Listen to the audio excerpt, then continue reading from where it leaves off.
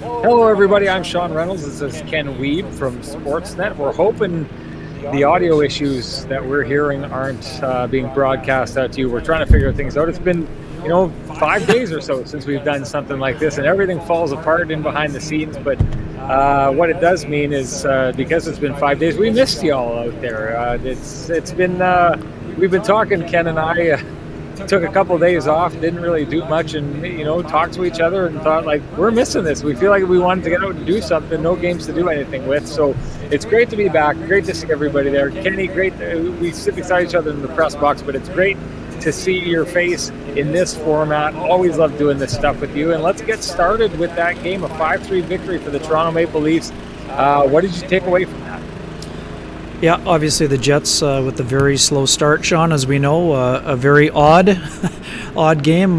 We went into the game talking about Connor Hellebuyck being a difference maker, and it was a tough night. 2 goals from distance, 3 goals on 6 shots on goal. But here's the thing: Connor Hellebuyck has earned an off night or two. There haven't been many, and we know one thing with Connor Hellebuyck: when the off nights come, as rare as they are, his ability to bounce back has been really important. Yeah. Well, let's dig into him right off the start, because a lot of people are saying here right off the bat that they think that that's where the game ended. But the Jets did come back and tie that at 2, right? So they erased that early deficit. Where do you think things went after that? Because I thought it was interesting. I thought the Jets had a real strong push. Blake Wheeler talked about the Leafs really tightening things up in the third. Is that what you saw? Yeah, I think the Jets had several great chances, Sean. Jack Campbell, there was a slap shot from Neil Pionk that I don't think that he saw. It knocked his stick right out of his hand. So for me, the Jets had plenty of opportunities. The Pierre-Luc Dubois breakaway where he goes to the backhand, that was an excellent rush, high flip pass from Derek Forbort. Again, really good save. I thought that Campbell really was the difference maker in this game, especially in the third period when the Jets were making that push. I think they were, again, we're going to say about tightening up defensively. 2 shots from distance here, which again, very rare. And also, Austin Matthews has one of the best shots and releases in the NHL, but I think that Hellebuyck would tell you it's a shot that he would probably like to stop a lot of the occasions. Obviously, Spezza got a piece of that Joe Thornton shot, but as Paul Maurice told us, that was he was looking for a minimum of a momentum change, if you will. Obviously, we know that was going to be a delayed penalty against Matthew Perreault, and the Jets just couldn't survive it on the 6-on-5 after the goalie came out and for the extra attacker in that situation. But that's one where if the Jets get the stop there, who knows? The Leafs power play, even though it's still pretty deadly at times, maybe the Jets get a kill there and it's a different game. But having said all that, Sean, we talked about this on the pregame show. One thing that we've learned about the Leafs, fans don't have to like it, but every time there has been a challenge to the throne so far, for lack of a better analogy, guess what? The Leafs have answered the challenge and met the challenge and separated a bit of a cushion. Now, again, we have to say they have allowed those teams to remain in the hunt, but they've been able to push back and do a nice job of creating some separation, which is what all teams are looking to do at this time of year. Yeah, John Chan, I see you're hearing what we're hearing. I don't know if everybody is. Jeff Johnson said earlier, it's about time, Kenny and Renny, hope you aren't rusty like the Jets. Well, clearly we are, because we somehow found a way to mess up our audio. Please stick with us through it. We're not going to be able to fix this. It's just how this show is going to go. So let's get into what we saw from the Jets. Other than that start from Connor Hellebuyck, line juggling, the return of Blake Wheeler. Let's dive into that line and tell me what you saw there. Yeah, I saw a lot of jump. We talked a lot about Mark Scheifele. Well, Mark Scheifele had a pretty big and important game for the Winnipeg Jets. He was heavily involved in the offense. I thought that, we talked about this upstairs. Kyle Connor really liked, he was very happy to be back with that line. He had a little extra jump in his step, a couple really good chances, especially, on a couple of those power plays and on the extra attacker. I thought his game was quite good. And also, too, we said the Jets definitely did miss Blake Wheeler. A healthy Blake Wheeler. It did look like he got banged up a little bit there at one point, but he stayed in the game. I thought that he had a lot of jump, very involved, and I thought that his passing was on point, and I thought he had a very impressive return after missing 6 games. I thought that Kyle Connor was back to that kind of old puck hound way. Now, it's interesting when you see lines like that, they come back together. It's almost like you see, they're trying to show the coach, okay, you've given us this opportunity. And I think you talked about this after the last game. You get this opportunity, and it's now, well, we want to make sure that he doesn't take this away from us. I thought Kyle Connor had the most jump I've seen from him maybe all season. He looked like that player that likes to get in to disrupt, uses his stick really well, gets that goal. Blake Wheeler, I thought there was a couple times, was it Rasmus Sandin early in the game? I think it was in the first period that he tracks him down and catches him. That's a young rookie entering the league, and we talk about all the rookies nowadays and their speed. He looks over his shoulder, and I think he thinks that he's got Blake Wheeler beat, and Blake Wheeler out of nowhere comes down and gets by him. And you know what? Let's get into this, because we've talked a lot in this space about Mark Scheifele and his need to raise his game against the real top players in the league. Like he said he wanted to do at the beginning of the season. He said he wanted his name to be right there beside guys like Austin Matthews, right there beside guys like Leon Draisaitl and Connor McDavid. Last game that they played the Toronto Maple Leafs, granted, Austin Matthews wasn't in the lineup. He went out and got a 2-point game. Shows up here tonight again. I think personally that Mark Scheifele has been raising his game the last couple of times he's played the Toronto Maple Leafs and putting his name in that conversation. And not just the points, it's the effort and the diligence you saw on both ends of the ice. And back to your original point, we talked about it before. Paul Maurice is giving this group an opportunity to play together once again, and if they want to play together in the playoffs, they're going to have to play at that high level again. I thought they were excellent. Really, nice connection on the goal. Smart dump in by Mark Scheifele where Jake Muzzin steps up on him. Really good job by Wheeler to pick up the puck in the corner, and then they get the puck out in front and one-timer like we've seen on numerous occasions. Really also like the play by Andrew Kopp earlier on the Scheifele goal as well. Really good patience down low. And again, the Leafs got caught kind of in the sort-outs. Like we've talked about the Jets a lot in terms of their defensive zone coverage. Justin Hall kind of got caught in between, and they just didn't really close, and Kopp made a smart play to force the defenseman to him, gets the puck in front, and Scheifele buries it. So a couple really good things from that line for sure. And again, not going to say I told you so by any stretch, but the guy wearing number 13 had a pretty impressive showing for the Jets here this evening, like I kind of thought that he might. Okay, we're going to get into that because the coach wanted to talk about that. There's a couple questions, though, or answers, comments here. NBAHA Ball Hockey had it. I'm just trying to go back and find it here. But there we go. Here it is. Renny, where was the equalizer goal? Yes, Helly was off, but we were only down one a whole period. What do you think about this, Ken? Because I do think, a whole third period to try and fight their way back into that game. I did think they generated, but I wonder about Paul Maurice's suggestion that this was a night where chances were even. The Leafs just capitalized on theirs and the Jets didn't capitalize on theirs. Usually the Jets are the team that is capitalizing on their opportunities and kind of shutting out the other guys. Yeah, I thought that they generated plenty, Sean. I think they generated enough to win for me. The chances were pretty equal in my mind. The Leafs are full value for winning the game, but I thought the Jets generated enough. They just didn't have enough finish late, and I think in that situation you tip your cap to Jack Campbell. He was excellent in the game. Sure, he gave up 3, but I liked his game a lot.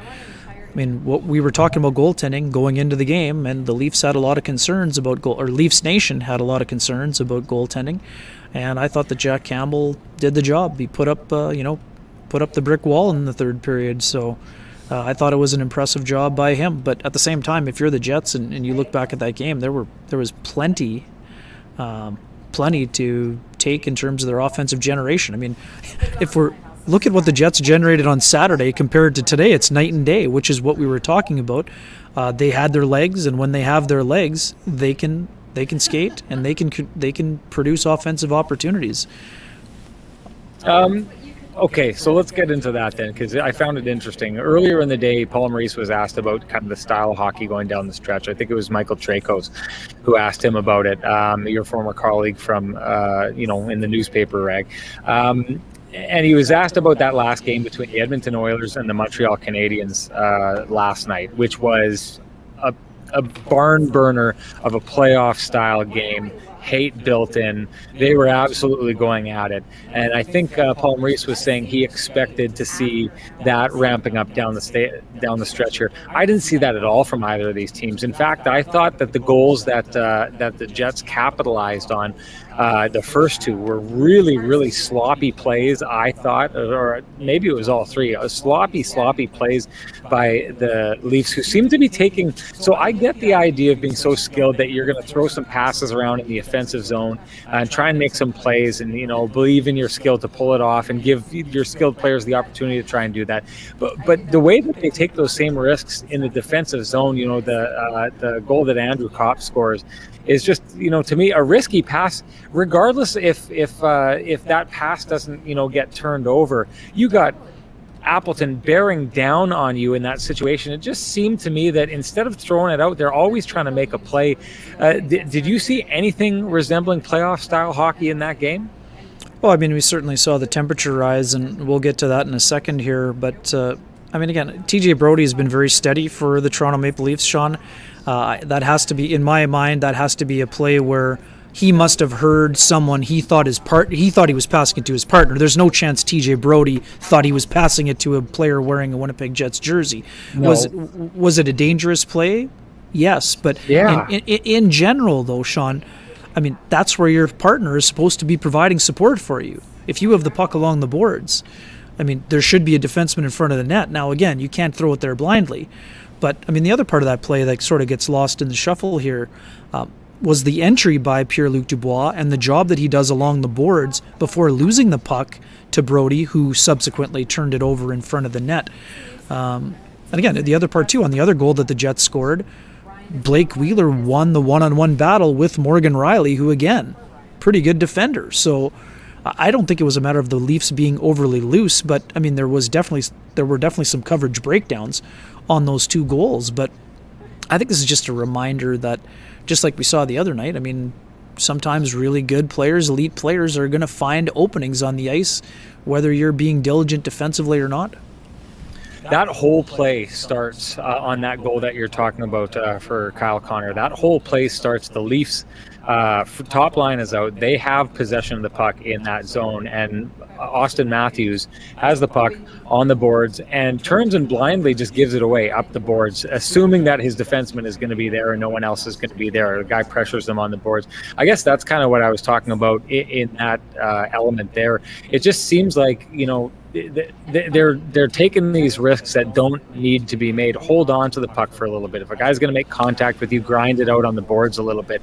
I just feel like, and let's turn it on the other side. That first Austin Matthews goal for the Jets, the Jets are talking about owning the middle of the ice, and yet that is passed by a defenseman from his own zone, almost, from basically close to the goal line all the way to the opposing blue line, to the Winnipeg Jets blue line. And I think these breakdown in plays are not indicative of teams that look to be ready for the playoffs. And I wonder if there's something about, remember when earlier in the season the Jets were asked about playing Edmonton and how much fun they had playing Edmonton. Nick Ehlers talked about it. Oh, it's fun to play these guys. It's point night. Everyone likes to open up and do whatever. Is there something about this matchup between these two teams that they just seem to kind of want to open it up and, revel in their skill and their ability to move the puck rather than get down to that playoff style game? I don't see it that way, Sean, just because the way that the last kind of 3 or 4 games were played between 3 games for sure. The games here were, relatively low scoring, and the game at the end of the last road trip, the Jets did clamp down defensively against the Leafs. So, again, I think that there were some more glaring errors today for sure. But let's not forget, the Leafs had lost 5 games in a row. So even though they're confident in first place, there's some, A, there's urgency, yes, to have a good start, but B, there's going to be some breakdowns when things aren't going well. That's kind of what I saw. I don't think it's a matter of these teams were tracking for a 6-5 Smythe Division special, but at the same time, what we've said from the very beginning, occasionally defense optional in the North Division. Again, the coaches don't want that, and I don't think the players necessarily want that, but sometimes it happens. I'm going to use this as a gateway into talking about Paul Maurice. So Sean's headband says wheels ripping into Paul Friesen was epic. Friesen was asking pretty much troll baiting questions. I don't buy that one bit. I didn't think the reaction was necessary. I didn't see Paul Friesen doing anything that I thought was out of the ordinary. I just heard a guy doing his job. I didn't agree with this, but clearly there was a little bit of salt in the Winnipeg Jets responses in the media coming from Blake Wheeler earlier, and then I was having a conversation with you afterwards. Paul Maurice was as abrupt as I can ever remember him being. Now, you're right about this. He's had shorter press conferences, but I think he went out and made a point tonight of getting from point A to point B, starting to answer the question and finishing that answer. I think he took every single question tonight and tried to make it as short as he possibly could. It wasn't one of those nights where he said, you know what, guys, I'm not going to have better answers. Let's maybe just shut this down early and I'm going to get out of here. He stayed for every single question, but answered each question as quickly as he possibly could. What do you think had him in that kind of mood tonight? I mean, a combination. Obviously, it was clear. Again, we should get into this right away here. He obviously didn't like the hit from Alex Galchenyuk on Adam Lowry that knocked his, one of his most important people out of the game. There was not even a minor penalty called. I mean, it's a blatant headshot for sure. And Blake Wheeler was a little bit more forthcoming when I asked him about the hit itself, and Blake made it clear that Adam Lowry's 6'5", so if someone's hitting him in the head area, you have to be looking for it. So, I mean, again, I don't want to go overboard here, but I think that's also a blindside hit, also by Galchenyuk. I don't think the intent was to hit him in the head, and I don't think the intent was to be dirty, but, a dirty play can result even if the player is not a dirty player. So I think he was obviously ticked off about what happened there in terms of Paul Maurice. I think he was, disappointed and, did his best to bite his tongue. He knows that Connor Hellebuyck has been his MVP this year, so he's not going to throw his goaltender under the bus. But he also made it clear he didn't like the 2 goals from distance, and it didn't particularly like the Simmons goal either. But, I mean, he also knows that Connor Hellebuyck has gone out of his way to bail out the Jets on numerous occasions this year. I mean, he also knows that the Jets battled back to 2-2 in a game where they had a pretty poor start in terms of being down 2-0 so early into the contest. So what else? I mean, again, it's hard to, we're trying to do our best to read between the lines. I mean, dude, was he disappointed? I mean, I don't think he was overly disappointed in how his team played. He just was disappointed in the result. And, again, without knowing, I mean, he doesn't have an update on Adam Lowry, but, I mean, the play is very similar to the one that knocked Blake Wheeler out. And again, we don't know with head injuries, and we don't know the severity of this injury. They're obviously hoping that Adam Lowry is going to be all right and won't miss time or significant time, but there's a big question mark if Adam Lowry has to miss games. And again, the Jets are fortunate they can move Andrew Kopp right back into the middle like they did, but the Jets just don't have a lot of players that play the way that Adam Lowry does, and that's why we talked about it so much, Sean, on Friday when this extension was signed. And I mean, some people were, the Jets can just replace Lowry. Well, not a lot of guys play this way, which is why they went out of their way to lock him up at that reasonable term of $3.25 million. So, I mean, again, we know the Jets have depth. We know that they have Jansen Harkins waiting in the wings. We know that if they need a centerman down the stretch, David Gustafson has been playing quite well, I believe. And, I wouldn't be surprised to see him. But, I mean, again, Adam Lowry's not the kind of guy you just easily replace. So, I know Patterson had asked about the 4th line. I mean, the Jets at one point were down to 10 skaters, and they played most of the game with 11, which makes it tough. I mean, they didn't use the 4th line as much, and the other part about that, they were mostly chasing the game, which, again, the 4th line has been pretty good, but they're not generating a lot of offensive opportunities. So you did see Nikolai Ehlers get a little bit of a double shift in there. I think you saw Paul Stastny go with them, but when a team's chasing the game in a game against the Leafs, the 4th line's just not going to play a whole lot. And again, the Jets could afford to tax some of their higher end players a little bit more because they had been off since Saturday. So again, I don't think this is the start of the Jets going down to 3 lines and not playing the 4th, but I certainly understood why the decision was made at this time. Ty and LeBroker is daring me here. I can't turn down a dare. I got to handle this. So Renny, find a positive from the D tonight. I dare you. I mean, Ty, you make a good point. That first goal that I was talking about, Austin Matthews scores. I just think the positioning is poor on the D, and they're giving too much space to a guy. Kenny, you and I think, disagree a little bit on that. I didn't think... well, Austin flew the zone, right? I mean, yes, it should have had better coverage, but, I mean, the reason that play is made is because Matthews is at the far blue line. Right, exactly. So, I mean... you want Pionk to chase him? How do you want the Jets to play that? He had too much space. I think that he figured I can keep him out to the outside and have him shoot from there. And I think this is where you and I disagree a little bit. I think that Austin Matthews is a dangerous shooter from that spot. He's he is, yeah. Shooter in the league. And the coach can say all he wants. Connor Hellebuyck should have had that. It's the first shot of the game from the number one scorer in the league from a spot that is maybe not the most high danger shot for the average player in the league, but this is not the average player in the league. If Patrick Laine is shooting from that spot, that's a good shooting spot for Patrick Laine as well.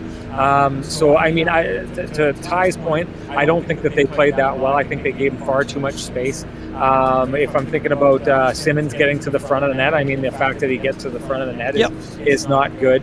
Go up and down that, what's the Marner's goal? Oh yeah, I think those two get sucked in. Forbert Pionk gets sucked in by Austin Matthews moving in. Three guys get drawn into the one guy.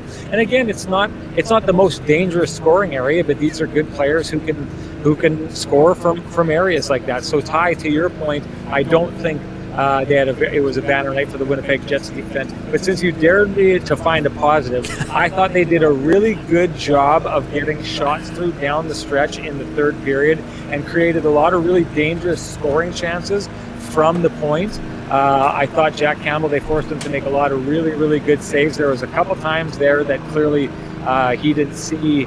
that Jack Campbell didn't see a lot of those shots, so I think the Jets defense did a really good job of releasing those shots when the screen was in place. One of those shots goes in. We're talking about an entirely different situation here. So I'm going to give credit where I believe it's due, and I think that I met your dare, Ty and LeBrokery. So, yeah, I don't know if you like the answer or not. If you don't, that's fine. And a quick one here. Again, I have no problem. Austin Matthews has one of the best shots in the NHL and quickest releases, but to me that just wasn't a bar down shot. I'd like to see the replay, but it seemed like it just snuck through him. So that's all I was saying. I wasn't saying that Austin Matthews can't score from distance. He most certainly can. I think the bigger issue that Paul Maurice had was the slap shot from Joe Thornton that, again, it must have hit Jason Spezza. So I think it was just a matter of, it was one of those nights where it didn't look like, Connor Hellebuyck has looked a lot against the Leafs like a man on a mission and a guy that was locked in. Today he just didn't look quite as sharp. So we also know too. Go on. No, it's okay. We know that. I'll say this about that Connor Hellebuyck goal. Whether or not it was redirected by Jason Spezza in the net, I felt like he was out of position because if that puck is redirected, it's redirected from outside the net going in. But Connor Hellebuyck is in a position where Joe Thornton is to his right, and he's reaching and still doesn't get across to the puck, which means to me he's too far off the post, right? I think that's a savvy veteran play where Joe Thornton is putting the puck in a spot where he sees a weakness, and whether it's redirected or not, I'm fairly certain it was redirected. I couldn't tell in the moment by the replay. They wouldn't have changed it if it wasn't, right? They wouldn't have. Someone had to have. I don't think they would have changed it if it didn't hit him. Right, so I'm sure it did, but to the point, I don't think he redirected it much. I don't think it's one of those ones that's wide and they redirected from behind the goalie.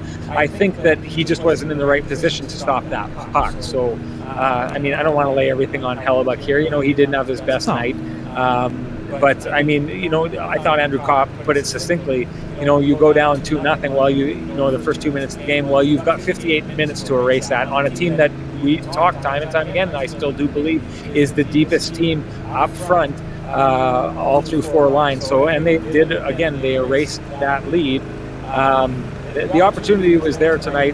Joe Pascucci, I saw, put it interesting. He thinks it's criminal that Laurent Brossoit ends up carrying the loss for that game. And well, it is. That's a stupid move. It is. Here, I like this one because Oak Tree agrees with Paul Maurice that was Pierre-Luc Dubois' best game as a Winnipeg Jet. I entirely agree. I thought he was phenomenal tonight. I thought he was creating wherever he went.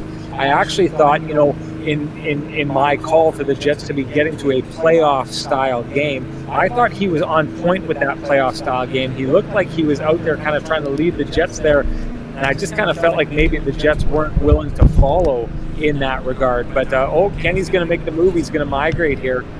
Do our best. But your take on Pierre-Luc Dubois, because I entirely agree. I thought he showed everything that he could be. I thought he was extremely solid. Didn't end up on the board tonight with points, but I thought that is the game that the Winnipeg Jets need to see out of Pierre-Luc Dubois. He was excellent, Sean. Again, I think 7 shot attempts, 3 shots on goal, 4 maybe. Physical, I thought he answered after what we have another rare disagreement for you and I here when it comes to the hit from Nick Felino on Josh Morrissey. I thought it was clearly on the numbers. I don't think it was a dirty play by any stretch of the imagination. But I do think it was that's one where you have to let up. I mean, you have to let up in that situation if you see the player's numbers. So, Dubois was excellent in the game itself. His best game, one of them for sure. So, we'll see what happens moving forward, but it was definitely a step in the positive direction for Pierre-Luc Dubois. So let's talk the overarching lines, because I think Paul Maurice liked what he saw out of it. He really liked Pierre-Luc Dubois, and I think he liked what he saw overall from that first line. Did you like what you saw overall first from those top 2 lines? Oh, we lost your mic there, Ken. Sorry, buddy. We're just trying to do our best. We're trying to get the lighting back on here. It's a bit of an adventure. We're doing our best here. I'm not sure that you needed to move. I think everything was working. No. I have good news. Scott Billick tells us that the echo is gone now that I've moved. So this is why we had to move. We're going to have to thank our special guest, lighting director Sarah Orleski. Yes, someone in the comments section thought they heard her voice, and indeed they did.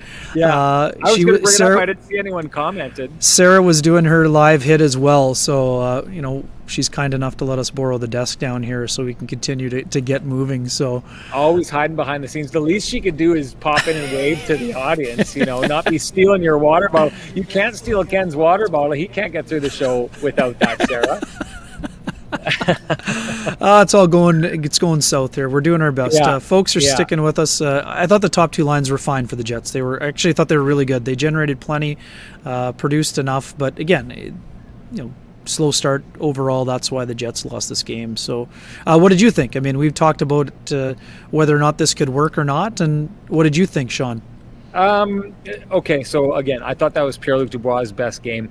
I didn't really see the marriage with the rest of the line that I was hoping to see out of that situation. I thought I saw, and Blake talked about it after the game. He said clearly there's chemistry there between those 3 players. Mark Scheifele gets one of his goals when he's on the ice with Mason Appleton and Andrew Kopp, right? And I do think that there's. You've heard me in the past about wanting a call for Scheifele to play a little bit of a more direct game. I think that sometimes when he's on lines like that, we see that more often. But I do think what we saw from those 3 players was 3 players very happy to be back together. 3 players giving the kind of effort and trying to do the things that they know they'll need to do to stay together as a line. I think, again, that chemistry, we saw that with Blake Wheeler finding Kyle Connor in the slot for that one goal. I think this was the start of something with that line. I think as the chemistry builds, you're going to see more out of them. I think Paul Maurice is probably pretty happy with what he saw. And again, I think Pierre-Luc Dubois showed very, very well this evening.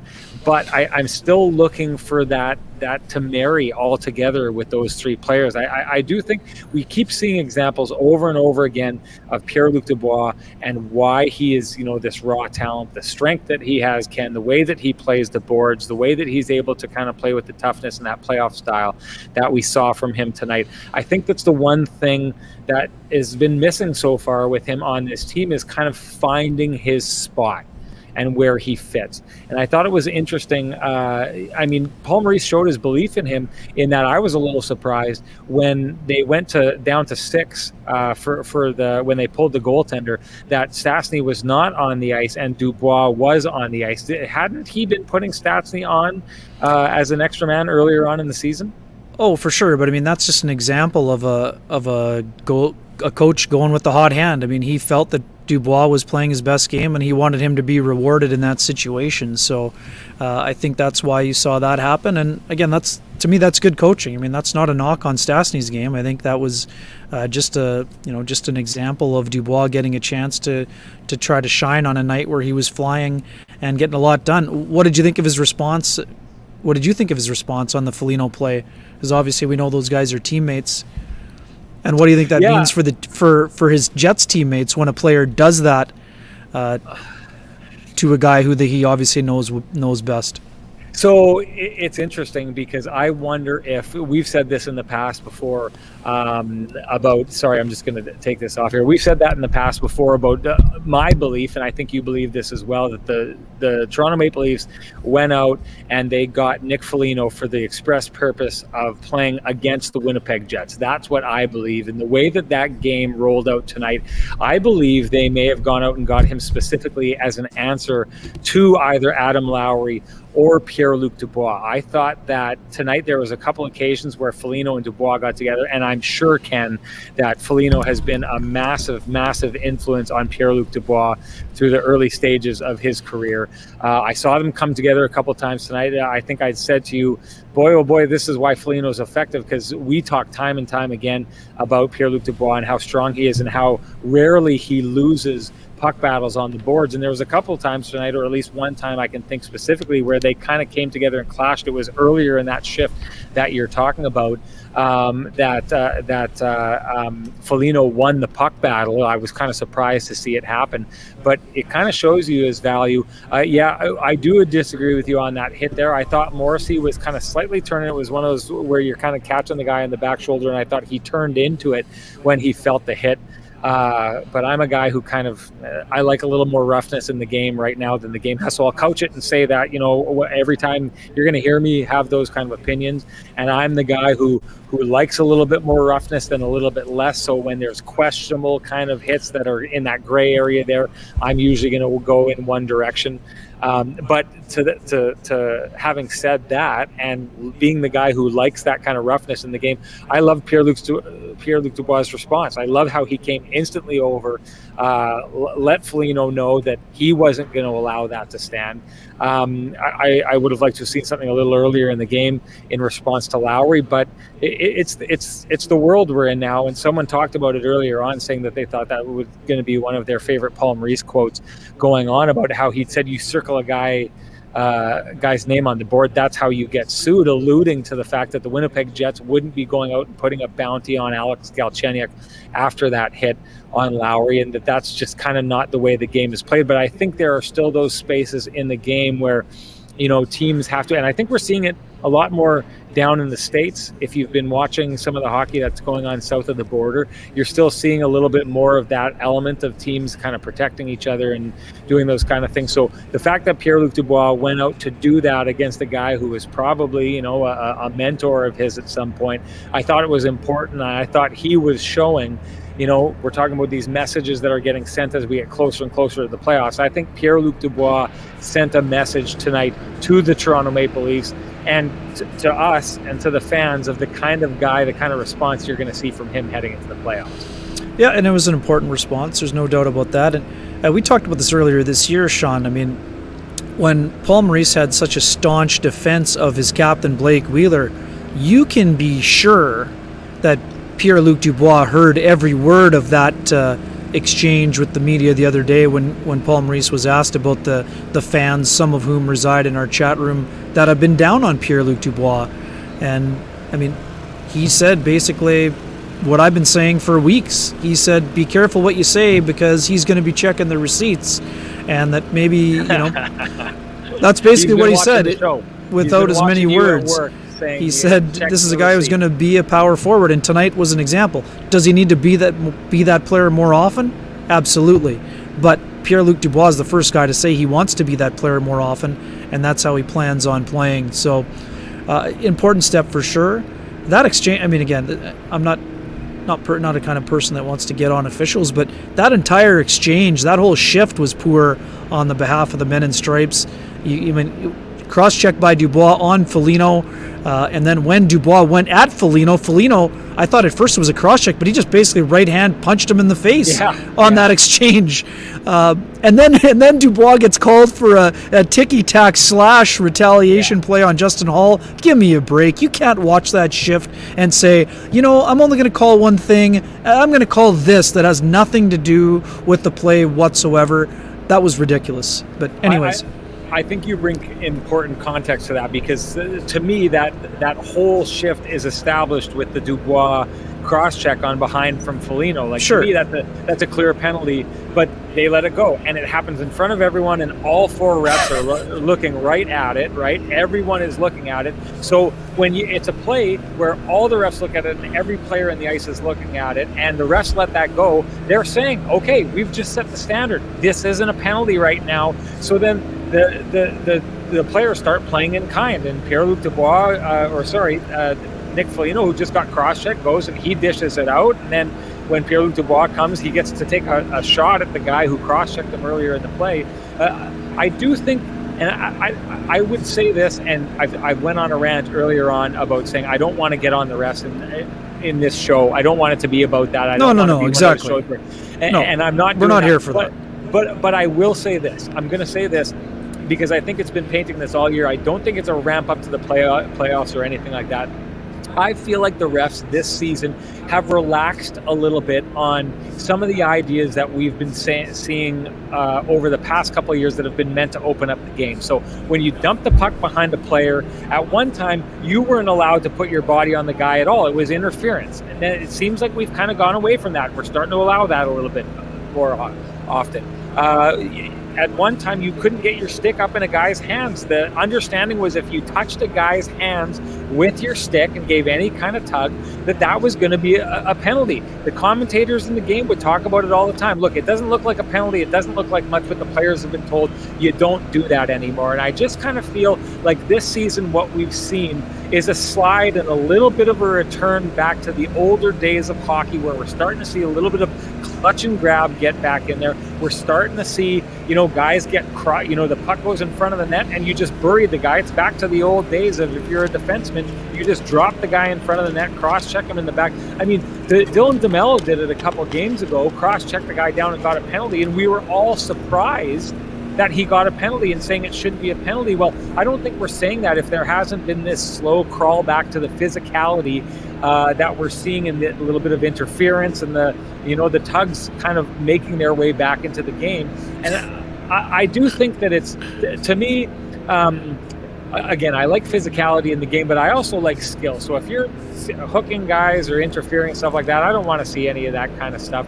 I want to see this kind of stuff that's going to create goals. So I do think that there's a little bit of confusion back in the game. I'm not blaming the refs. I'm saying the officiating in general, I think, has been a little bit of a return back to the old days. And that's why we're starting to see these plays where it's like, okay, well, if you're going to let a cross-check happen, the last 5 years of the game have told us that that's been a penalty. Well, if it's not a penalty now, then what starts happening? You start getting into the old vigilante justice kind of stuff. And I thought that the context that you bring in for that shift showed exactly what happened in that shift. When you let a guy cross-check a guy, well, all the rule book is out the window, and let's just start going at each other. I think that's what we saw. I think we've been seeing those instances far more often this season. Yeah, I mean, just like, again, it's important for the refs to get their standard down by the time the playoffs arrive as well, and I think that they're working hard to do that. Yeah, I mean, games down the stretch, the standard changes at times. So, I mean, again, I'm with you. I don't want to get on the refs here. I think that's not a factor. And for the people saying, I mean, again, we're criticizing the reffing on both sides of the coin here. This has nothing to do with who won or lost the game. So that's life. There are calls made and there are calls missed for teams that wear both jerseys, and that's the way life is. So the Jets didn't get out officiated. They got beat by a team that leads the North Division, and a team that got, again, slightly better goaltending, which hasn't always been the case either in this series or this season. So let's go to something else. And again, for all the folks commenting about Hustler, I appreciate the fact that you've been listening and bringing the humor. I absolutely love it. If you didn't see my appearance with our good friend Andrew Hustler Patterson on Monday when I gave my rebuttal the other night, I was accidentally checking the Kenny and Renny YouTube page was open on my computer, unbeknownst to me, because I was trying to get an update on how many views we had from our Adam Lowry, Elliot Friedman segment. Unbeknownst to me, my mic was muted, but it was playing a video, and the auto video went into Hustler's show. And when I came up and it was my turn to ask the question on the Zoom call, when I pushed unmute, Hustler's voice was on, and I thought he was on the call, and clearly he wasn't. He thought I was making fun of him. Obviously, that was not the case. So for those people that are confused in the comments section by that, that's what happens. I had begged forgiveness of Hustler. He gave me a public humiliation in a good way, in a mild-mannered and a good way. We got through it, and we had another example today. And as Marshall said, I made a joke on today's appearance. It's like those signs you see at work, 5 days since Zoom incident for Ken Wiebe. So I'm keeping my own receipts when it comes to that, and we're going to try to move forward as best we can. Let's go to the D. I mean, some people in the chat room going wild about Jordy Ben. I mean, did I miss something, or what did you see from Jordy Ben in his debut? And did I? Well, I want to point out Ice Maddie, who's called us out on Twitter a couple of times, and I'll say this, Maddie, I love that you're here, and I love if you want questions, just show up here or on our Instagram or whatever and ask them, we'll answer. You know what I mean? We'd far prefer to have a conversation with you that way, if that's what it works. It seems to be the best way to do these kind of things. I mean, he didn't wow me or anything like that. Someone had asked earlier on if they expect that we'll see Heinola against Toronto on Saturday. Right. I think that we're going to, because Paul Maurice has said in the past that he expects to see him again against that Toronto Maple Leafs team. So they got 2 games left, so it's going to be this one or the other one. He talked about a platoon situation where he's going to move guys in and out.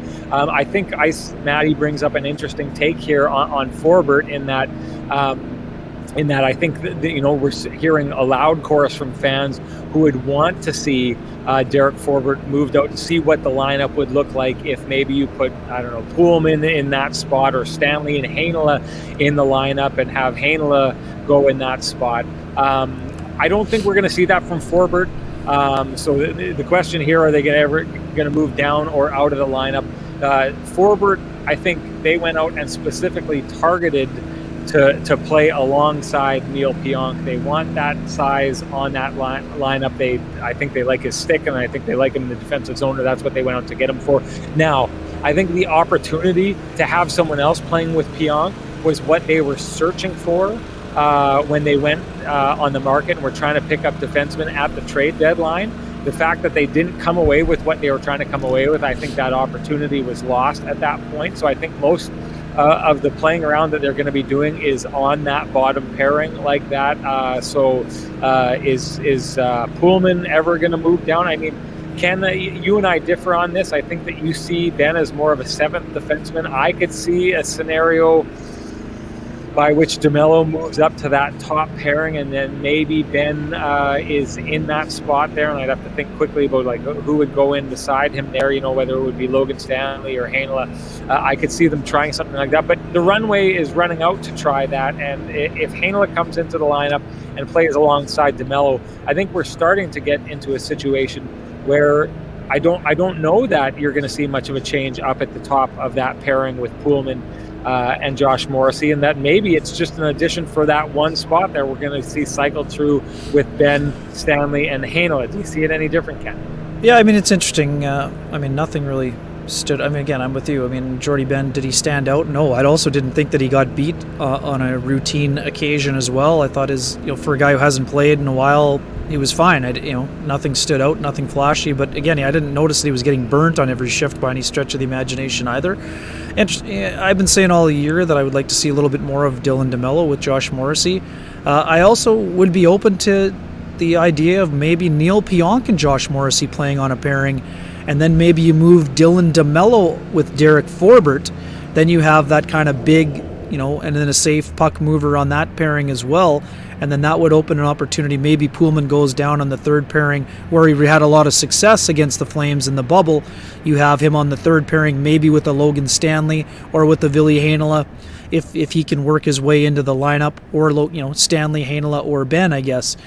Again, I think there still are options to investigate for the Jets here on the back end. Again, I think that we're going to see Ville Heinola in one of the games against the Leafs, and I think maybe one against the Oilers as well.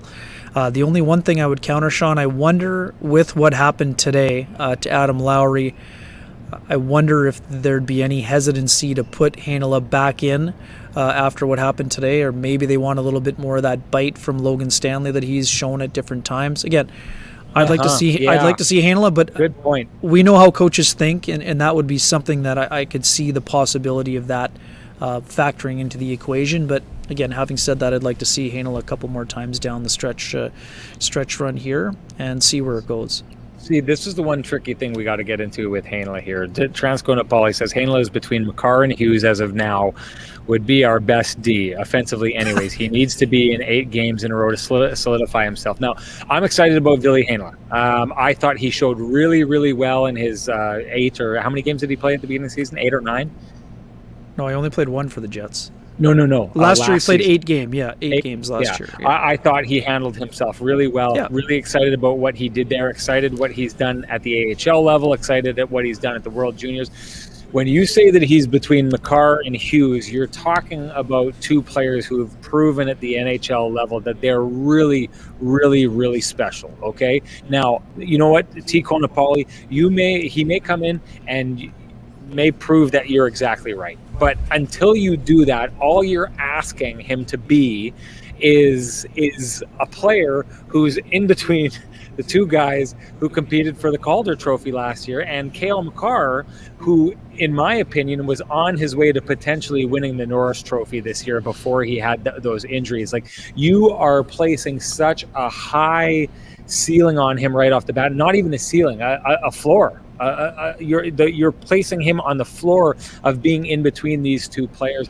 That's a massive, massive, massive ask. And the one thing I do think is there's a lot of excitement out there about Ville Heinola, and should be, as there should be. But the expectation that he's going to walk in and be at this level is almost unheard of, because what Makar did in his rookie year and what Hughes did is almost unheard of, what those players were doing. So, you know what, maybe Heinola will be that. Does he have the potential to be that? He looks like he's got a ton of potential. But putting the expectation on a guy that he's going to walk in and be the best player on the Jets defense core and be at this level is, to me, unrealistic, because it's almost impossible to do what those 2 players did. I've got a better comparison right now for T. Konopoli, and again, with all due respect, I think and we saw him in the game tonight. Rasmus Sandin was the best player at the World Junior Championship in terms of defensemen a year ago. There you go. He is currently the number 7 defenseman for the Toronto Maple Leafs, and in the lineup today because of an injury to Zach Bogosian. He's barely played. So, and again, that's not a knock. The Leafs love Rasmus Sandin, and they expect him to be a key contributor, but they don't expect him to be Quinn Hughes or Cale Makar in his first more time in the NHL. Yes, he's been playing pro. I believe he was with the Marlies last year for a while as well. So, again, I think that Ville Heinola is going to be an exceptional player, but for me, I also would caution. The same folks that think he's already the best defenseman, a lot of them are the people that want to run Pierre-Luc Dubois to town at 22 years old. Ville Heinola just turned 20. So for me, I would just say calm. I have been on this quite a long time. I think that I'd like to see Heinola more down the stretch, and I've said countless times that teams use 8 to 10 defensemen in the playoffs if they go on a long run. I expect if the Jets get on any type of run, Heinola will get into some games. How big an impact he'll have, that remains to be seen. I don't think he's ready to be a first pairing defenseman in the National Hockey League with the Winnipeg Jets today. But again, Mark Scheifele wasn't a first line center when he had just turned 20 years old either. So I just think that, again, expectations need to be realistic. Is he already a better puck mover than some of the defensemen that are in the Jets lineup? Yes. Has he still have things to learn? Of course. But again, this is a high-end prospect who is going to have an exceptional career. I don't think it's reasonable to say he should be a top pairing guy right today. I just don't think that he's at that level. And if he were, he would be at that level. But having said that, I mean, Sam Cosentino told us on our show last week, he sees him as a top 3 defenseman, and I think he's going to reach that level at a very quick point. Yeah, it's Hiko Napoli saying he didn't say it was his best defenseman. He said our best offensively, and I did say that. I did say too tall an ask for him to jump in and be the best defenseman, but best offensively, we have no one with a shot from the point or who moved the puck. I mean, I think Neil Pionk has shown some skill so far this year in that regard, but point made. Point taken. How much Heinola doesn't. Hang on 1 second. Sorry. And again, this is not a knock, but Heinola is not known for his big shot from the point either.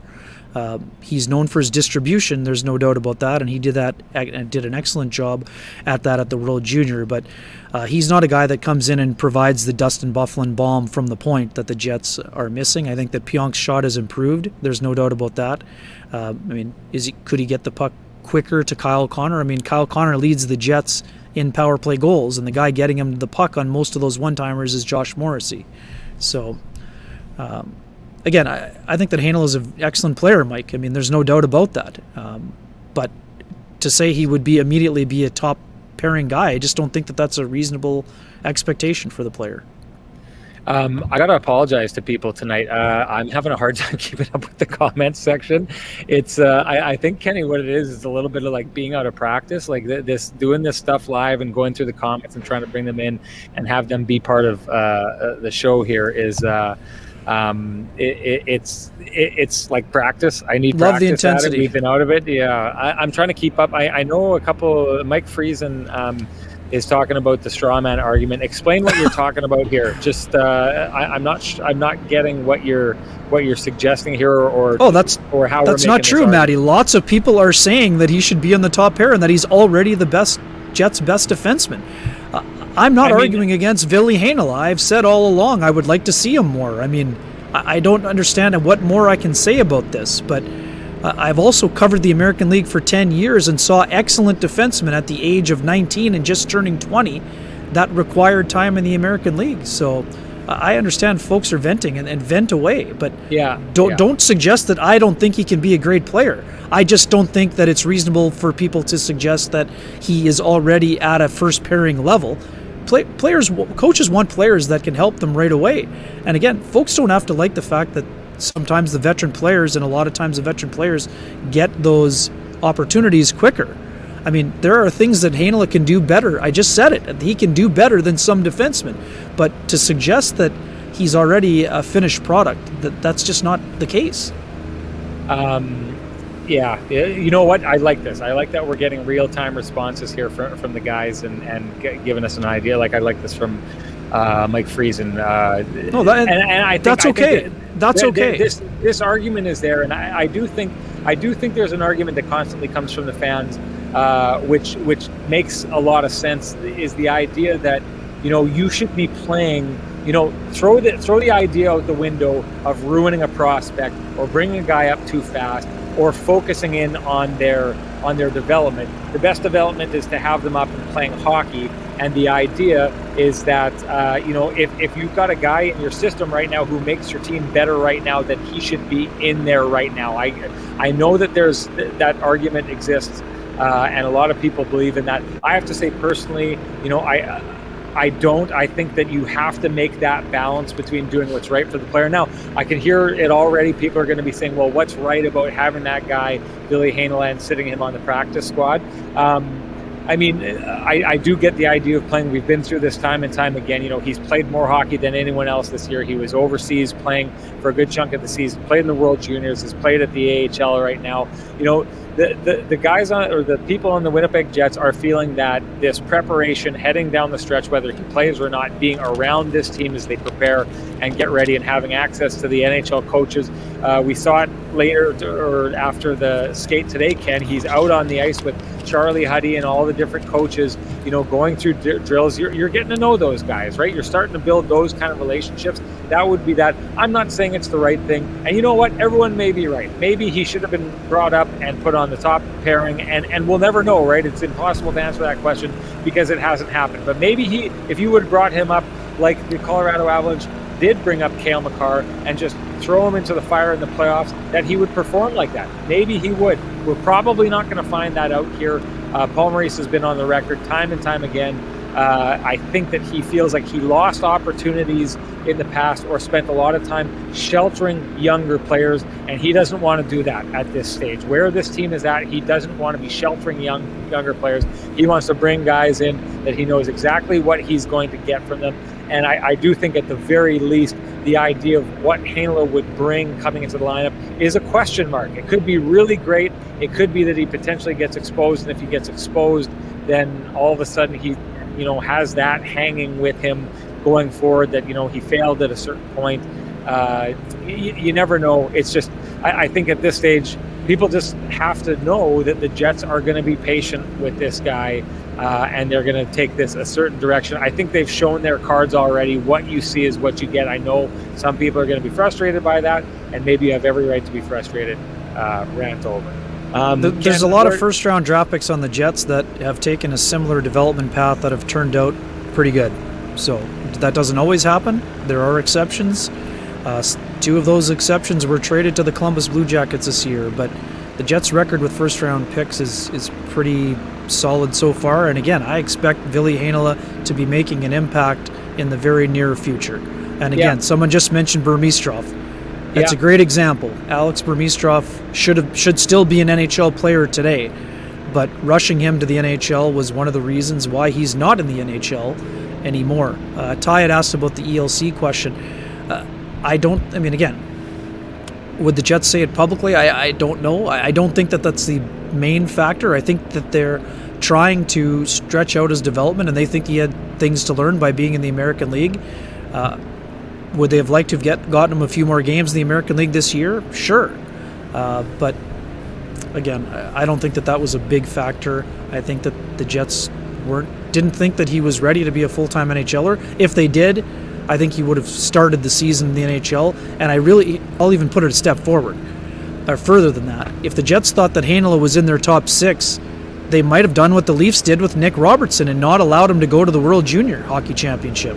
So, and I do think there was tremendous value for him to play at the World Juniors for the third time and be among the top defensemen in the entire tournament.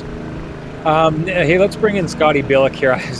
Again, people, I apologize. It's out of practice here. I've been trying to get Scotty in for like the last 15 minutes. I finally got it here. Let's bring in Scott. Scott, we're just finishing up. Headband. Nice. There you go. Headband and water. There you go. Oh boy. You got to know your audience, eh, Sean? I watched the show. Exactly. I love it. I watched the show. Now that I see it, our themes are a little, lots of water and headbands. Like we sound like we're doing. We're doing fitness in the 80s or something like that. Hey, we were just having a long conversation. I don't think we've got you on this show on record. You're everywhere else talking about this kind of stuff. But where are you at with the Heinola situation? The frustration fans are feeling about wanting to see more of him. Paul Maurice talking about, we were debating whether or not do we think that he's going to get in for the next game against Toronto. I think he is going to, based on past conversations or comments made by Paul Maurice.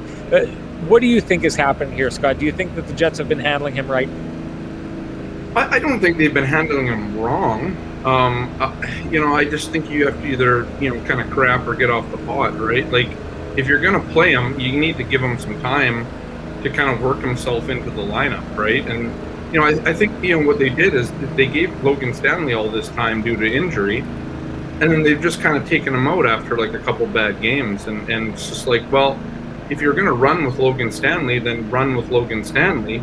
And now they went out and get Jordy Ben. They want to give him a game, and they want to give Heinola games, and everybody's looking into the Kevin Cheveldayoff, comment from the trade deadline and all that kind of thing. But if you want to play with Ville Heinola, and I agree with some of the comments that I've seen so far, you got to give him some games then. But if you're not going to give him enough time to, kind of solidify himself or at least make an impact, one game isn't going to, the one game against Toronto that he played, and then you take him out the next night.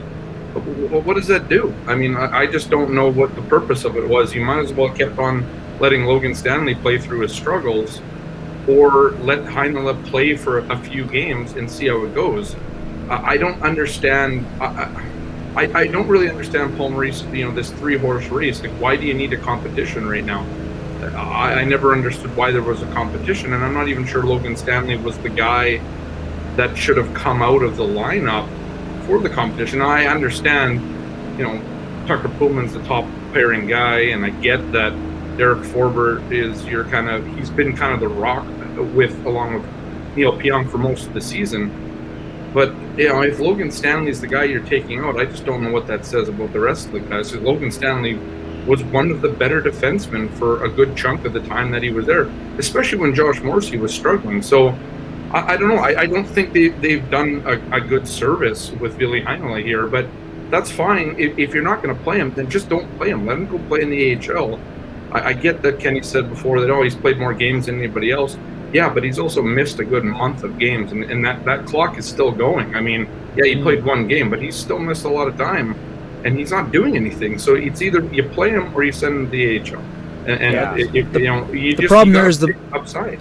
The Moose have had 2 10-day breaks here in their schedule. So I understand that. But so again, if you missed a month, yes, but during that month, the Moose, it's not like the Moose played 15 games that he missed. So again, the other part on again, just want to reinforce this, and I'm not defending it. I'd like to see Ville Heinola playing, whether it's with the Jets or with the Moose, no doubt about that. But when you're the next man up, I mean, Sami Niku is currently on the roster, but he's skating with the taxi squad. He's not in the top 8. No, he's not even in the picture. Right, but on those road trips where the Jets went away for 17 out of 22 games, the guy next into the lineup is Heinola. So if you're the number 7 guy, his job is to be with the NHL team. I mean, I know some people don't want to hear that, but that's the fact. It happened with Tucker Pullman 2 years ago when he missed a lot of games as a healthy scratch, and it might have hampered his development. But when you're the next man up, that's the way it works, whether you're 20 years old or 32.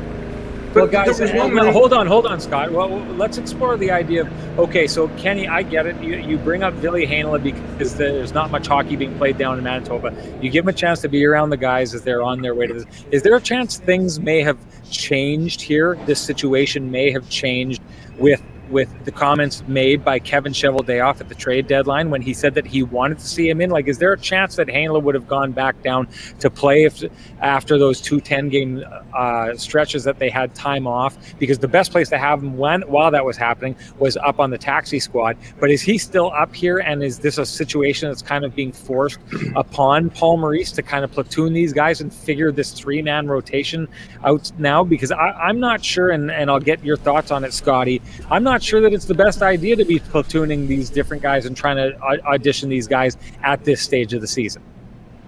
Yeah, I agree. I mean, that's kind of what I was saying before. I mean, it doesn't really make any sense to me. I don't know why Paul Maurice went to this. Logan Stanley was playing well for you. He had a couple of bad games. But here's the one thing we knew and we've learned or are learning about Logan Stanley is he keeps going. I can get Kenny to make the wake up. Don't worry. But the point is, like, my point is, it's just like what, and it's really kind of your point. So I'm just kind of arguing what you already asked me. But it's like, we're so deep into the season. We'd be at the 70-game mark right now, or roughly around that time. And you're still trying to figure out your third pairing. What are you looking for in the playoffs? To me, if Logan Stanley was playing today and Adam Lowry gets blown up in the face like he did, where Josh Morrissey gets drilled from behind. And I disagree. I was listening to the show. I totally disagree with you, Sean. I think that hit was I know you do. We talked about it in the press box. Yeah. But my point, Logan Stanley is the guy that will come in there and at least do something, right? Like, you want to call a defense soft. I mean, is Winnipeg's one of the softest defense in this division? Like, where was Wheeler? Where was anybody? I mean, Wheeler just coming off an injury, maybe he doesn't want to. But who's doing it? Where even Pierre Dubois? I know he went after him, but like, who's dropping the mitts with this guy or doing something to show that you're not going to drill my top pairing defenseman from behind? And we've seen Logan Stanley do that. When Dylan DeMello a few games ago got drilled from behind, I think it was Corey Perry. It was Corey Perry in Montreal on the road trip. He went after Corey Perry. Corey Perry was like, don't punch me or you'll end my career. But, the point was somebody went there and stuck up for the teammate. And I don't understand the softness from the Jets on that. Lowry wasn't there able to do that.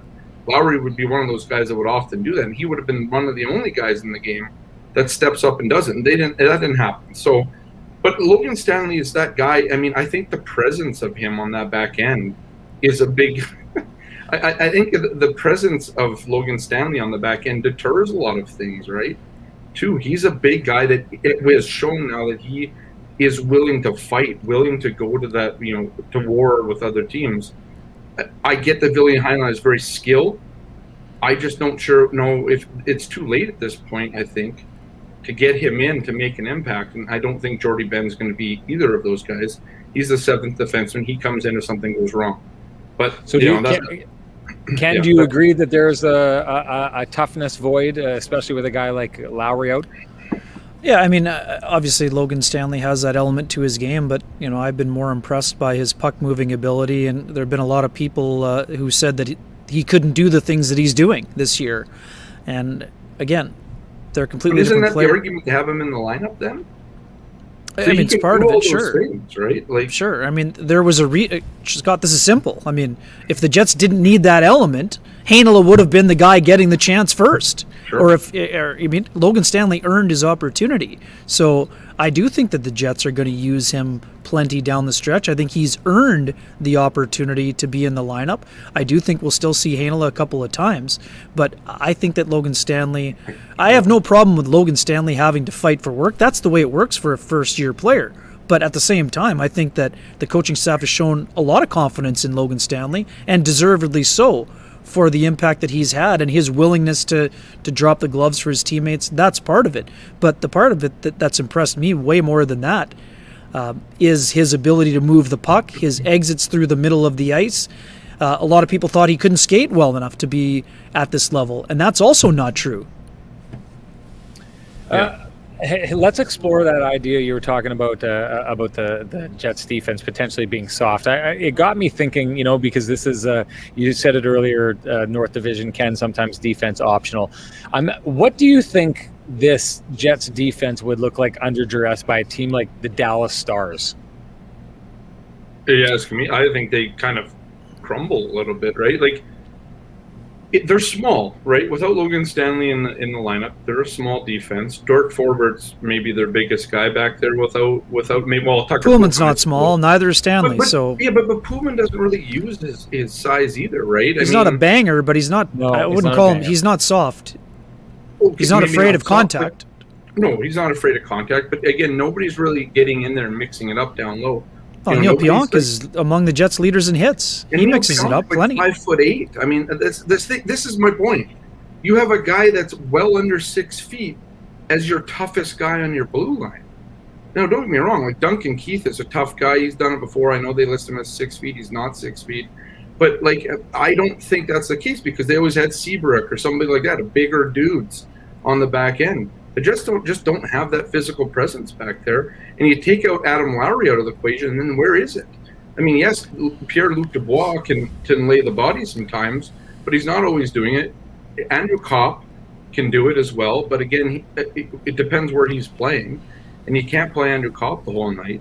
I just don't think there's enough toughness on this team. I just like I just don't see the toughness on the back end here. And like you said, Sean, I think a bigger team would feast on that. We saw this one time with Toby Enstrom. I know Toby Enstrom's an analytical darling, but he got blown up in that playoff series against Anaheim, and it was a struggle for him, and it didn't work out very well for the Jets when that was the case. And so, you know, I think they need to be bigger. I know the Jets can throw their weight around. They've done it before, and when they've beaten teams like Toronto, that's been one of their calling cards in those games, is they've been physical with them. But if you're not going to be physical with a Connor McDavid or Leon Draisaitl, they're going to walk all over you, and we saw that a couple games ago. Well, and it's interesting what we saw from that last game in Montreal. I mean, or against Montreal. Like I saw one of the press members from Montreal had said, "Okay, so this is how you get at Connor McDavid, is you get under his skin like this." And I don't think that we've seen a game by the Winnipeg Jets. I mean, okay, so let's go back to this, Ken, and talk about, I felt like after, and Scott, you were in on the call, Paul Maurice talked about that game that we saw last night between the Oilers and the Montreal Canadiens, and he said, okay, that's playoff hockey. That's what I think we're getting to. I didn't see that tonight. I saw two teams that kind of wanted to play with skill and play with open space and pass the puck around and kind of win that way. And to your point about, you know, the lack of response to some of the hits tonight, it just seemed like there was, you know, a lot of members of both sides of these two teams aren't interested in going down that road and playing that style of hockey. It made me think that maybe the best matchup for both these teams in the first round would be against each other. Like if the Edmonton Oilers somehow found a way to pass them and jump up into that first place spot, because I'm wondering now, maybe I'm giving Montreal far too much credit because they've been playing some fairly poor hockey and were starting to look like they had a chance of falling out of it. But the one thing is, Kenny, I got on the phone and I talked with Speck after that game last night to kind of get his take on the game that he was seeing there. That Montreal team was one of the surprises in the playoffs last year, and what we saw from them last year was this team that, you know, would go to sleep for long stretches, but every once in a while they'd show you they could play that kind of game. They just couldn't score, but somehow they rode that game and were able to get past the Pittsburgh Penguins, and then went into the Philadelphia Flyers and looked like the better team against the Flyers. They just couldn't put the puck in the net. I'm starting to wonder if the Canadians can play the game that they played last night, and, you know, the Winnipeg Jets jump at the first and end up playing them. How do the Jets respond to that game? Are you going to go, Kenny? No, you go ahead. Oh, sorry, I just think that, again, we're at game 46 just happened for the Winnipeg Jets in a COVID season, so sweeping assertions about how teams are playing down the stretch, it's just not a stretch. As much as we want it to be game 70, it's just not game 70. I'm sorry. There's no way to manufacture that. This season is an outlier. That's not to say teams aren't trying hard, but to try to say the Jets are feeling a level of urgency like the Canadians are, who are scratching tooth and nail and all of a sudden have the Vancouver Canucks breathing on their necks after the Calgary Flames have been doing so, is simply not the case. Now, again, do teams have to raise their level? Of course, but I mean, the Jets had a 4-1 road trip, so they need to be better. So there's no doubt about that. But tonight, I think that they played an okay game. Did they play as well as Montreal did last night against the Oilers? No. The game before that, the Oilers were excellent. I mean, are you just not worried a little bit about the consistency, though? Like, if you're a fan, the Jets have not lost. Hang on. Consistency to what end? The Jets have not lost 3 games in a row this year. That's team that just beat the Jets lost 5 in a row and 8 of 9, and they're the best team in the division. That's fair. A lot of these wins, let's not say a lot. Some of these wins have been from the skin of their teeth, right? I mean, sure, yes, they are 2 points at the end of the night, but they're not all convincing, Kenny. Like, I think no one's calling the Jets a dominant team. Right. The Jets have some dominant pieces. Right, but then there's a lot of variability that comes with every night. So wouldn't you want to see a more consistent game where the Jets are yes, they're 4-1 on the road trip. That's great. Now they're 0-2 at home. And don't you want to see some of these games, that game against Toronto to end the road trip, do you not want to see that more consistently instead of these games where it's just like, yeah, you come home off the road and you know, and you lose 3-0, and then you kind of come out after 6 days off or 5 days off and drop a dud in the first, 70 some odd seconds of the game. Like, why isn't there urgency at this point? Like, I guess I know you can't manufacture this being game 78, but the fact of the matter is, it is 11 or 10 games left in the regular season. And if you don't flip the playoff switch now, when is it going to get, when does it get, this is what happened in 2018-19. They were never able to flip the switch into playoff mode, and then they got ruined by the St. Louis Blues. And the problem is, yes, that series could have gone the other way because there was a couple games there that went into overtime. But the Jets didn't have, I'm not poking the bear. I mean, well, sometimes we do this enough. But we appreciate the poking. It's all good. But, I mean, the point is just like, you want to see a team, and of course, I mean, you could make the same argument with Toronto. They just lost 5 straight. But if you're looking at a team like Edmonton, right, and yeah, they lost last night, but they still had that fight in the end. I mean, they came back and scored 2 goals in the final couple of minutes there to make it 4-3. I mean, maybe there's an argument here that no team here is really kind of taking the bull by the horns. I think you're right, Scott. I think you're totally right. But then maybe that is. Maybe this is just the way it's going to be. Maybe every team, and you're right, maybe the Jets have been the most consistent team in terms of generating 2 points on a given night or eking out points. I just think it's a lot of high variability hockey that they're playing. They've begun unlucky, but what happens is if Connor Hellebuyck has an off night, they just lose, right? And I think we've seen that. I mean, the Jets don't often come back when Connor Hellebuyck has a bad night. I want to address something here, Kenny, because we've had this conversation, and I think you're right, and I think that there is.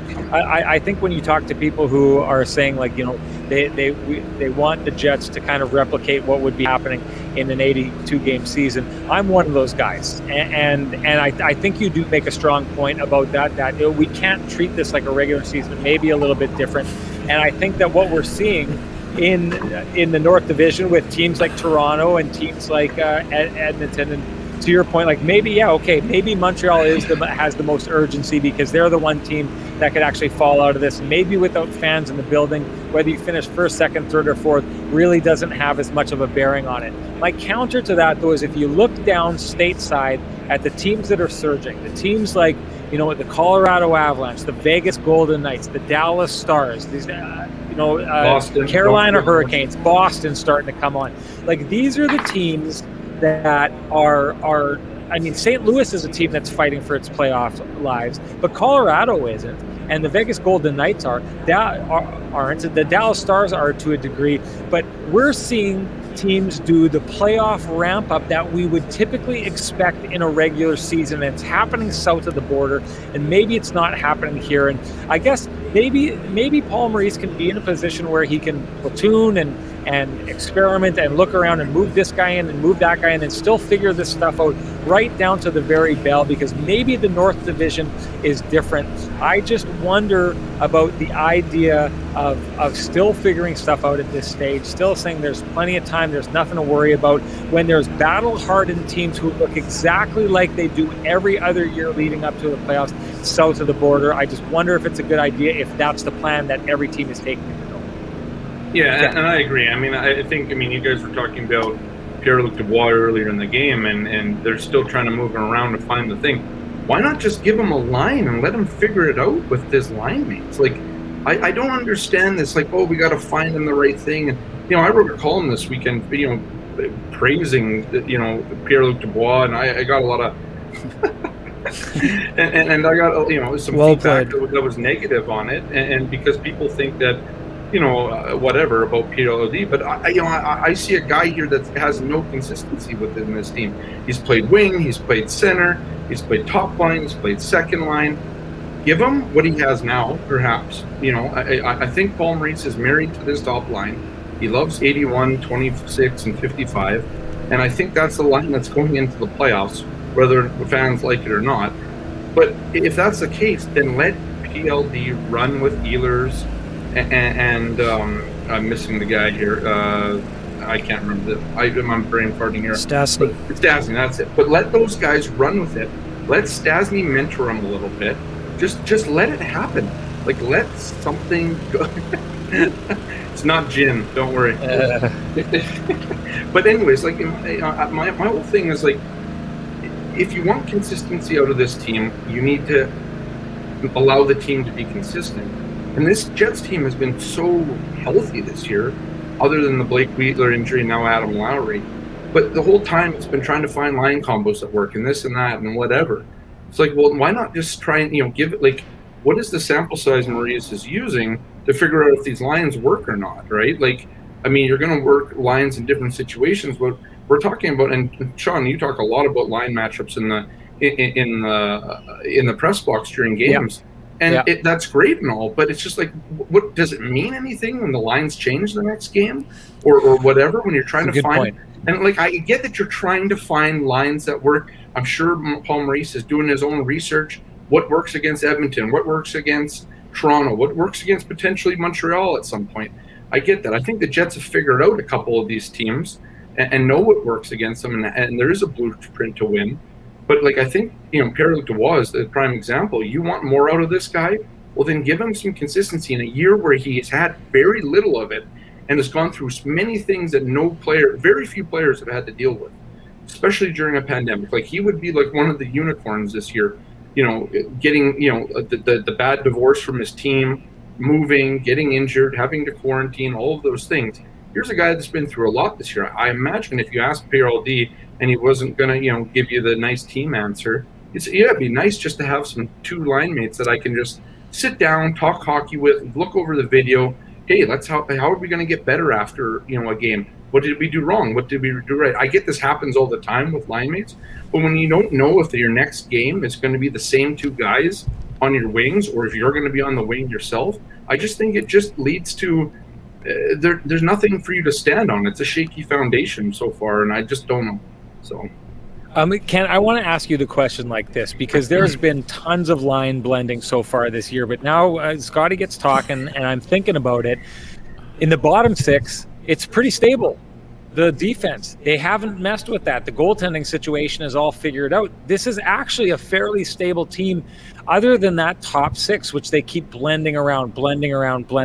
So I don't necessarily know that this is a situation where Paul Maurice wants to find, every single different, combination that you can throughout the lineup. It's only in the top six. So it begs the question, at this stage and throughout the season, what exactly is Paul Maurice looking for? Is it that he hasn't? Is it that he's looking for every single option? He just wants to give guys a look at each other? Or is it that Paul Maurice has yet to find what he's looking for so far this season? Yeah, I mean, this is simple for me. I can't imagine how many more times I have to say it. There just have not been enough nights where the top six have both been going at the same time. Right. This is so simple, guys. We're looking under rocks everywhere. How many nights, honestly, out of the wins that the Jets have had, have both lines in the top six been generating at an elite level and also been able to defend? Not enough. It's certainly not on two hands. I don't need two hands to count that many nights. I could probably do it in one. If it's two, I don't think it's very close to 10. But again, it's a pandemic season. Would the coaching staff want to have more consistency? Absolutely. Would the players like to be feeling better on a regular basis? There's no doubt about it. Nobody wants to have a tough time. Nobody wants to have a night where either their hands or their legs are not working for them. I mean, the Jets just have not been giving their coach a reason to stick with the top six. If it sticks with the line like 81, 55, and 26, then why is that line giving up so many goals? If it's something else, well, why isn't Dubois scoring? Well, Ehlers is rolling. Well, now it's somebody else isn't rolling. There just have not been enough times where all six players, or even 4 out of 6, have been going on the same night. And to me, it's really that simple. I mean, I don't think that Paul Maurice went into this saying, you know what I got to do more this year? Use the industrial-sized blender, to borrow a line from my good friend on this call. You coined the term. Then move them around. They've been moving them around all year long. No, to Sean's point, they've only been moving around the top 6 guys. It's not true. Copp's been in the top 6 a ton this year. Andrew Copp goes into the top 6 when somebody's injured, Because when Blake Wheeler came back, where was Andrew Kopp tonight? In the bottom six again. Right? So here's the thing. Your best doing the most important job. Like I told Sean this at the beginning. That's not a third line. They play second line and they have the biggest responsibility. That's a compliment. It's a compliment to Andrew Kopp that he goes to that line. It's not a demotion. It's not a demotion. Scott. Let me take this one, Scott. So then the idea of that not being a demotion, we've talked about this before. Ice Matty brings this up. Scotty just brought this up.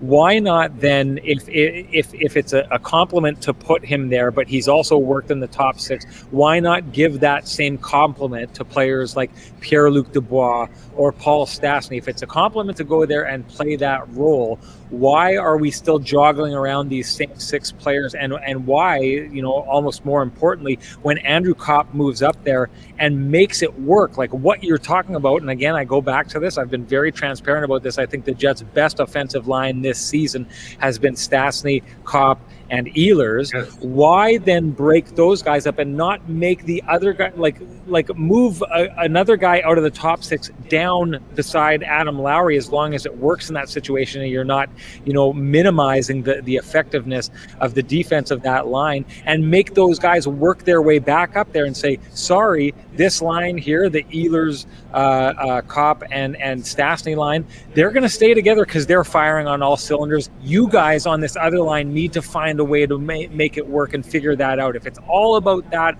why are we line blending what's working rather than forcing the other guys to figure out what works on their own?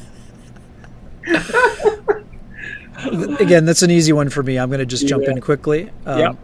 Because no one can do the defensive job as well as Kopp in that situation. Not Matthew Perreault, not Paul Stastny is capable, but nobody thinks it defensively the way that Kopp does, which is why he uses him in that situation. Yeah. Matthew Perreault does a ton of excellent things on that line, but you can't play that line against Austin Matthews when Matthew Perreault is on it. That's not a knock on Perreault. It's just not his specialty. He can feast on some of those other lines, but he's just not as effective on the defensive side of the puck.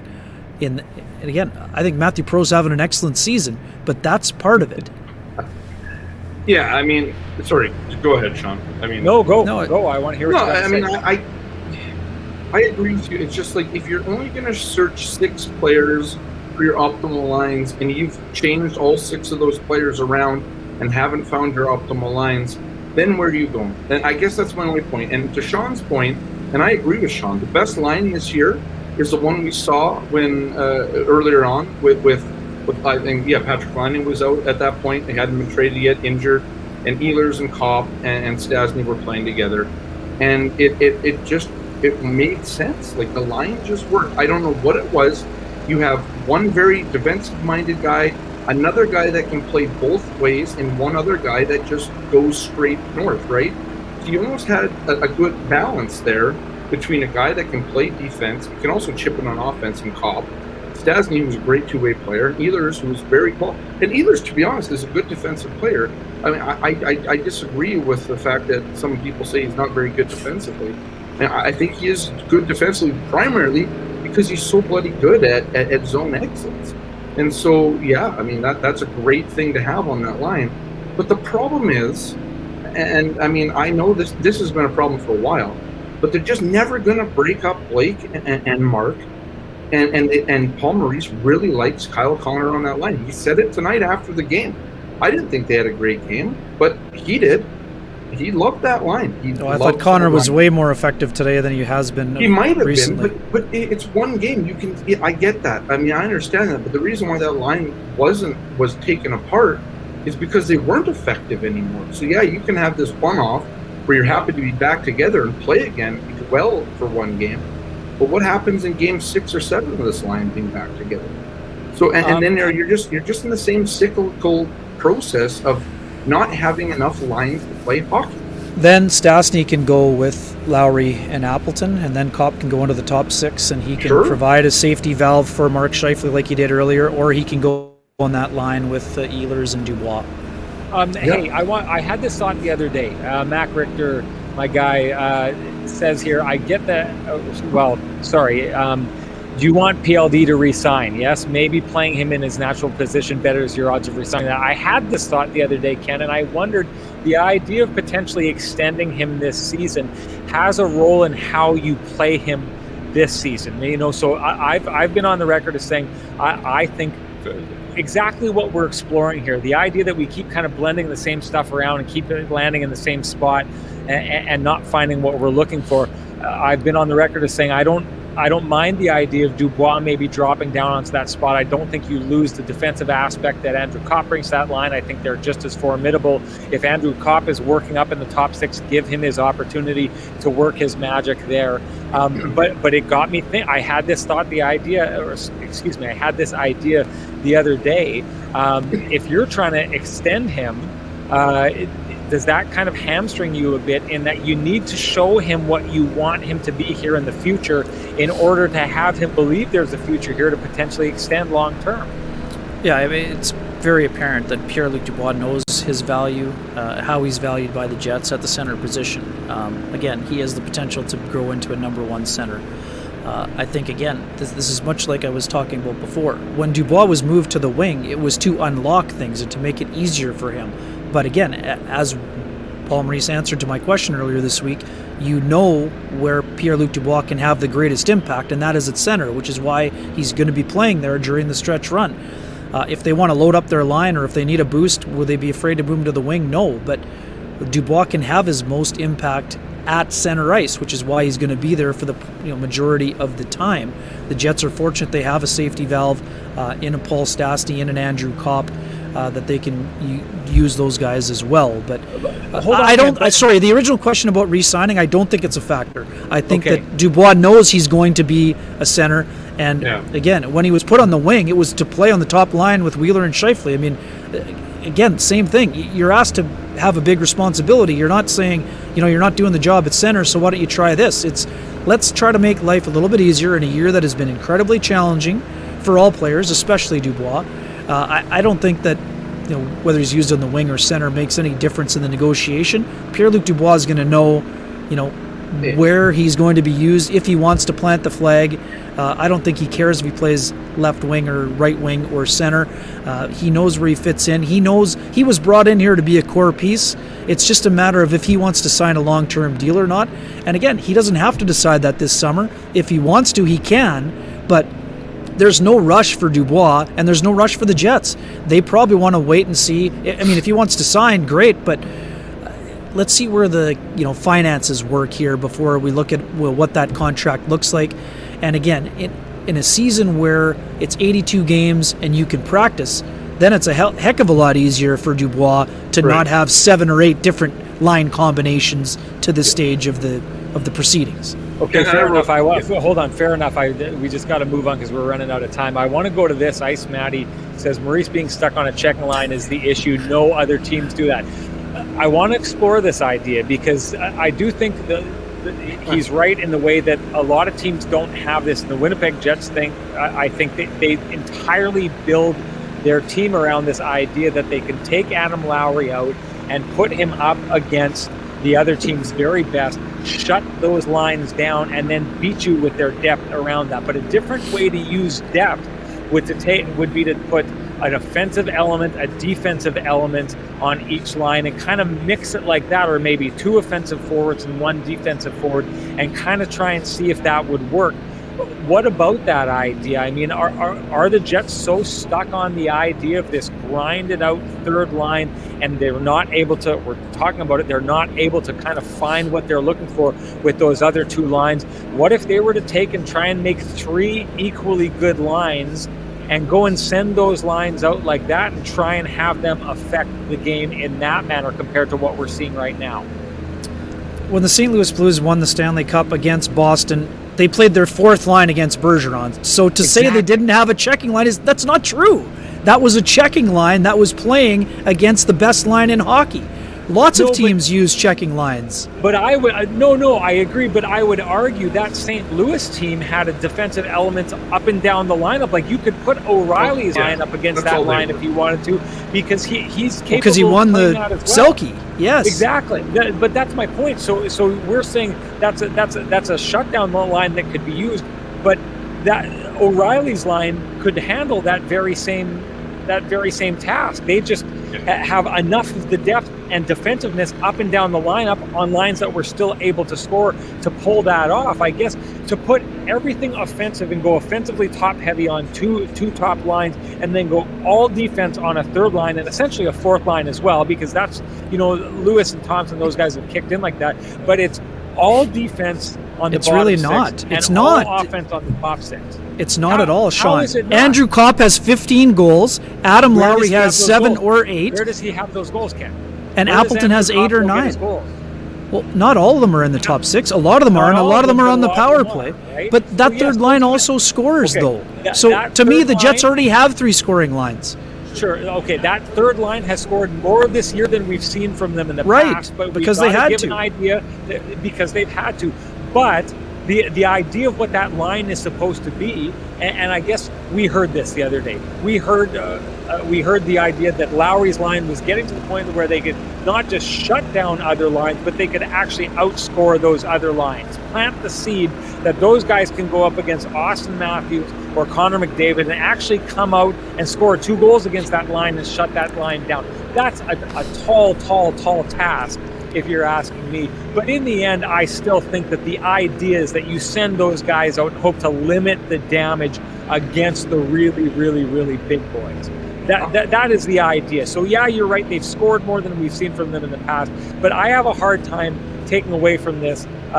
Even with Andrew Kopp scoring, 2 points tonight, that kind of works against my argument here. But I've got beef with the idea that this team isn't super defensively bottom 6 and super all-out offensively top 6. Yeah, and I think you're right, Sean. I mean, I think there's an argument that can be made that you could mix around that third line and still have it be effective defensively and have some finish offensively. And I'm not saying they don't have finish, and they're very good sometimes at hemming the worst, the best lines in the league in their own zone and negating them. It's gin, it's not Brita water. I think there is. But I mean, if you're going to do that, then I think you can maybe look at putting PLD on the third line and then running with 3 offensive lines and moving Kopp up or something like that. If you're not married to the idea that PLD needs to be a center this season because of the way that the season has gone and the way that the team is constructed right now and all that, then why not put PLD on the third line? You can still give them the same amount. Like, I don't think it's a tough sell to put Pierre-Luc Dubois on the third line if you're going to give him the minutes, right? And then you can move Andrew Kopp up, Stastny, and then maybe even, I don't know, whoever you want to put on the third line in terms of, maybe even Perot. I don't think you have to mess with that fourth line, though. I think that fourth line is kind of set in stone. It's been effective, and if you have an effective fourth line, then run with it. But I just think that you can mix and match here without sacrificing what that third line does best, which is, shut down the other team's best. And I think with PLD, especially against Toronto, he's done it before. So you can do it. I mean, here's a guy who has also gone out and scored goals. I mean, he had a hat trick in Game 4 against them last year, including the overtime game winner to get rid of them out of the playoffs. But he wasn't doing that on the third line. He wasn't doing that on the third line. He was doing it on the first line. Well, come on, kind of. Like, the third line in Winnipeg is just as good as Columbus's top line. So don't give me that. But my point Columbus won their series against the Leafs. Of course they did. Because of that line. Yes, and because of PLD. And because of Pierre-Luc Dubois. The reason why the Tampa Bay Lightning got swept in the first round is because Pierre-Luc Dubois came and played in that series. Come on now. So don't diminish his role, increase it. I am. This is addition by subtraction, because you can move guys around. Why? Sean's talking about, I'm going to Sean's question. If you're going to do, why do you've run this season with 4 lines for most of the year. You've been able to spread out the minutes. You don't have lines playing 20 minutes a night anymore because you can do that. So why can't you have your top 3 lines playing roughly even minutes and spread the wealth around? There's so much depth on this team. Why don't you spread it around a little bit more? I just don't understand it. Like, why do you have to have two very good top lines if they're not working, right? And have we seen them work? You've said there's never, you even said yourself, there hasn't been enough guys, 4 guys, maybe even at the same time, running well, right? So maybe mix it up then. But the problem is, we're so late into the season. I don't know how much of that you can do. So, I mean, I guess that's the counter argument to my own argument. It's just, is it too late to start doing this, or do you just kind of have to roll with what you have? Well, it's not too late. Felino made his debut tonight and played on the top line. They were missing Hyman. Top line because Zach Hyman's injured. Right, but when he's back, then he's on with Tavares. Galchenyuk's not playing ahead of Nick Felino. Maybe not. I mean, I don't know. Is Alex Galchenyuk been that bad on the second line with the Leafs? I don't know. You're right. He was on the first until today. Right, but I don't know if the Leafs might even be a prime example of this, of moving guys in and out. I mean, Jason Spezza has played on the top line this season. I mean, they've moved guys up and down the lineup to try and figure out. They've mixed and matched guys from all over their lineup. Where here, the only time that a bottom 6 guy moves up is when there's an injury, and I've seen this sentiment before, and it's the one that I somewhat agree with on social media. Is often guys have to get injured before somebody else, and I understand this is kind of how sports works at times, where you take your chance when it's offered to you. But sometimes even making guys like Andrew Kopp, having him move up in the lineup more is, yes, very good. If you're moving guys up into the lineup only off of injury, then you're always going to be waiting for an injury to make the correct move. And I just don't know if that's the best way to coach. I haven't coached 26 years or 23 years in the NHL. That's not my job. But I do question some of the things that he does because Kenny will have me back on. No doubt about that. No doubt about that. But, I think that why can't Paul Maurice be open-minded? I think maybe some of the reasons why Paul Maurice's playoff success in the past hasn't always been great is because he was a little too close-minded when it came to the playoffs and moving around his team, right? And, I think the prime example is playing Arthur Zerbe 72 games or 75 games one year. You're gassing your goaltender before you even get to the playoffs. And so I think Paul Maurice needs to open his mind a little. Maybe talk to Dave Lowry. I don't know what it is. You got to find a little bit more out of your team. You have a good team, especially up front. Find what works. But if you can't find what works, or if it's too late now, I don't know. I just think, they've started this process, or not started, but they're still in this process a little late into the season.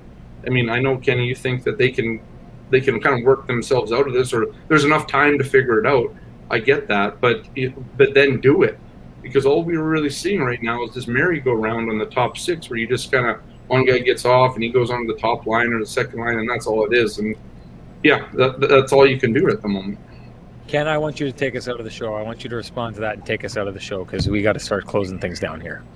Oh man, we could just go to the top of the hour again. No, now I brought that open for it. No, I'm just teasing. Hey, I get it. I mean, I understand. I mean, I would counter by saying that there was a time where Andrew Kopp was in the top 6 and Paul Stastny was playing left wing with Adam Lowry, and I believe he scored the game-winning goal that night. Did they stick with that long term? No.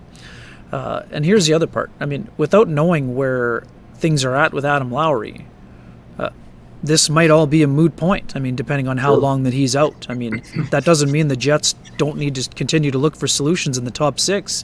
I think they need those things. But I would also say I think their top 6 had one of their better games today offensively overall. I think both lines had a good job. So I don't think there's any need to get out the blender. And I think that the Scheifele line was good enough defensively. But again, in terms of how the Lowry lines played, I mean, McDavid got his points not against Lowry's line on Saturday night, and that was on a night where nobody had their legs. So, I mean, there have been nights where they've been able to, Sean, we talked about it before the show. I mean, when Matthews was out the other night, Marner, the Jets limited his effectiveness. Yeah. The last game of that road trip earlier this year when Brossoit played, there have been nights where they've looked like that, Scott, and like you mentioned, The coaching staff wants them to look like that every night, but they haven't been able to do that. I think that's the only issue that I have. It's just there's not enough consistency in those really good games that they play. Like those games, they look unbeatable sometimes, right? Like you have Connor Hellebuyck doing his job, and you have the top 6 doing what they need to do. They don't even have to really worry about the defense too much because they're just dominating the offensive zone. But and the question is, why can't they do that at night? I've asked this to Paul Morrissey, you guys have, everybody has. I think that's the ticket and the key to the Jets moving on in the playoffs and getting through the first round, whoever they play, is finding consistency every night. And I just don't know if you can do that when you just keep moving things around, which creates more inconsistency, I think, than consistency.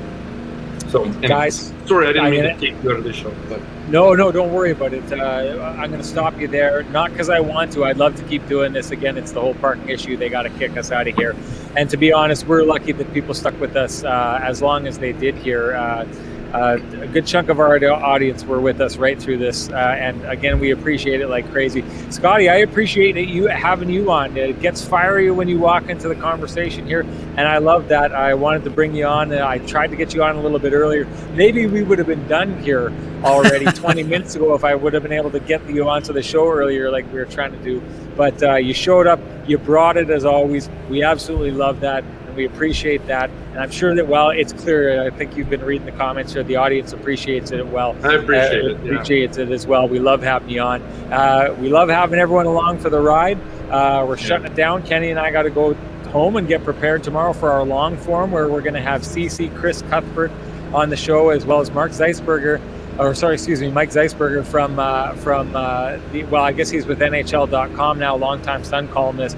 Really excited for that one. Going to be at 9 a.m. live tomorrow, so come join us there. I want to thank everyone one last time for coming in. I hope you enjoyed the show, and if you're looking for more post-game stuff, we'll be right back here on Saturday night after the game. We'd love to see you then. Thanks for sticking with us, everyone. Thanks, everyone.